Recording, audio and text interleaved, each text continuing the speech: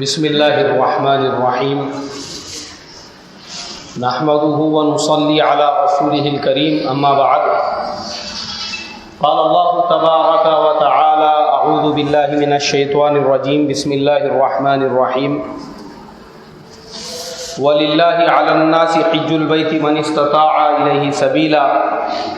وَمَنْ كَفَرَ فَإِنَّ اللَّهَ غَنِيٌّ عَنِ الْعَالَمِينَ صدق اللہ العظیم۔ میرے محترم بھائیوں، بزرگوں، دوستوں، ابھی حج کا موسم چل رہا ہے اور اللہ کے وہ مقبول بندے جنہوں نے حج کے ارادے کیے تھے، جن کے نمبر لگ چکے ہیں، وہ حج کے لیے روانہ ہو رہے ہیں۔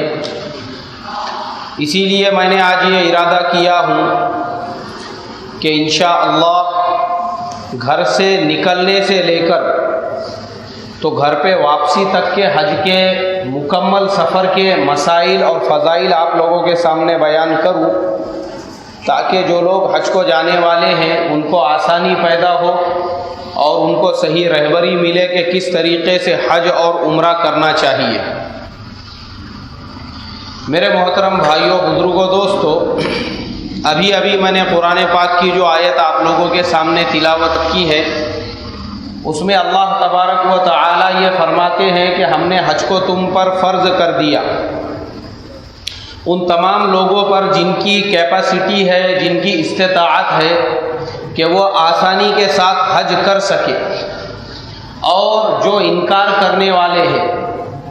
جو اللہ کے اس حکم کو ماننے والے نہیں ہیں، نافرمانی کرنے والے ہیں، تو اللہ تبارک و تعالی فرماتے ہیں کہ اللہ کو ان کی کوئی پرواہ نہیں ہے۔ اللہ تبارک و تعالی دونوں عالموں سے بے نیاز ہے، اس لیے کہ کرنا ہمارے اپنے فائدے کے لیے ہے۔ ہمارے حج اور عمرہ کرنے سے اللہ تبارک و تعالی کی کبریائی اور بڑائی میں رتی برابر بھی اضافہ ہونے والا نہیں ہے۔ اور اللہ کے نبی صلی اللہ علیہ وسلم نے بے شمار فضائل بھی بیان کیے۔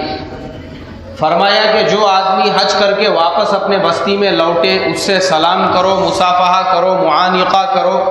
اور دعا کی درخواست کرو، اس لیے کہ وہ حج کر کے اپنے گھر پر جو لوٹا ہے وہ ایسا ہے جیسے ابھی اپنی ماں کے پیٹ سے وہ پیدا ہوا ہے، اور معصوم اور بے گناہ ہے، اب اس کے اوپر کوئی گناہ نہیں ہے۔ اور دوسری ایک روایت میں فرمایا کہ کثرت کے ساتھ میں حج کیا کرو، تم جتنا زیادہ حج اور عمرہ کرو گے، اللہ تبارک و تعالیٰ اس کی برکت سے تمہاری محتاجگی، فقر اور غریبی کو دور کر دے گا۔ اور تیسری جگہ فرمایا کہ عمرہ دوسرے عمرے کے درمیان کا جو زمانہ ہے، ایک عمرے سے دوسرا عمرہ، یعنی دونوں عمروں کے درمیان میں جتنے بھی گناہ ہوئے وہ اس کا کفارہ ہے۔ تو یہ ایسے فضائل اللہ تبارک و تعالیٰ نے حج اور عمرے کے بیان کیے،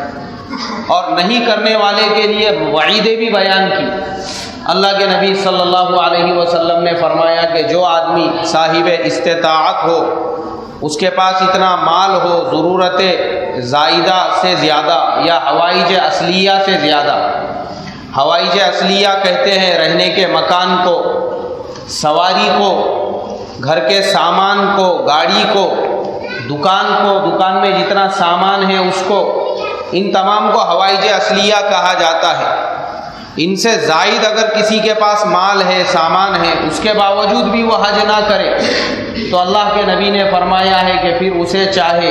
وہ یہودی ہو کر مرے یا نصرانی ہو کر مرے، اس کا مسلمانوں سے کوئی تعلق نہیں ہے۔